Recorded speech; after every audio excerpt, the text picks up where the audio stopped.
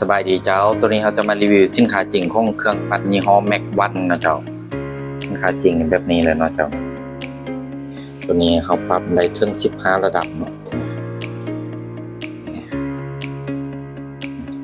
ตัวเครื่องตัวนี้นี่เป็นสแตนเลสนะเจ้าเดี๋ยวตัวโท่ตัวนี้เนี่ยจะเป็นโท่ขนาด3 ลิตรนะเจ้าเนาะจะมีบอกระดับนำด้วยเจ้าเนาะอันนี้3 ลิตรใบมีดนี่เป็นแบบแค้วเลื่อยเนาะเจ้าเนาะนี่ซึ่งใบมีดนี่เป็นแบบธรรมดาเนาะตัวนี้นี่เขาก็มีแยกค่ายคือกันนะเจ้าถ้าว่ามันลุยเฮียนเนี่ยตัวนี้โท่น้อยตัวนี้ก็แบบแค้วเลื่อยคือกันเนาะและตัวสุดท้ายนี่จะเป็นแบบบดซีนเนาะเจ้าบดซีนอันนี้นี่ซีใบมีดนะเจ้าเนาะซีใบมีด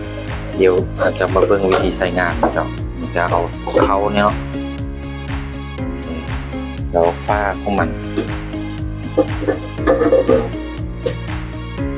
วิธีใส่ก็มีแต่ว่าเอาบิด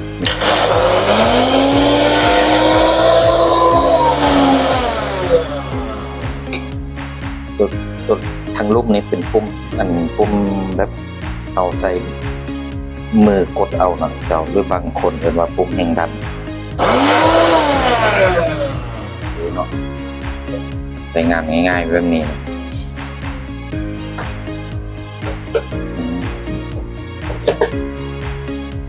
มีใส่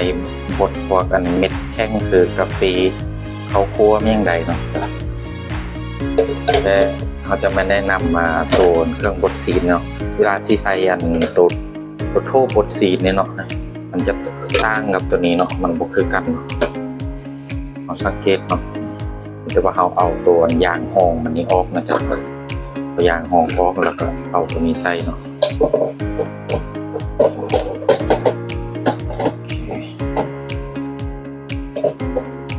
มีแต่เวลาเอาอันเลยลูกค้าปั้นเราต้องได้ใส่มือคมไว้แล้วเจ้าเอายานมันหลุดนะแล้วใบมีดนี้ตัวนี้ใบมีดจะพ่อค้าจะบ่ได้ลองปั้นเนาะเพราะว่านี่มันยังคายางอยู่นี่เนาะพอปั้นไปจากนั้นนี่มันสิหลุดออกเดี๋ยวเราสิปั้นเดี๋ยวตัวนี้ให้เบิ่งซึ่งและอีกอย่างหนึ่งเนาะตัวนี้นี่มันจะมีล็อกอยู่นี่เนาะลูกค้าต้องได้เบิ่งมันมีล็อกนี่เนาะต้องใส่ล็อกให้มันเข้าเนาะ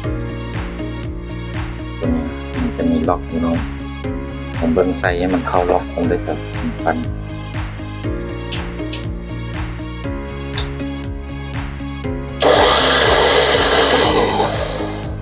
นี่ลูกค้าอันท้ายผู้เดียวเลยมือบริคมเนาะเราต้องได้ใส่มือคมไว้เนาะมันถึงอยู่แล้วก็จะมีอันนี้มันไม้คน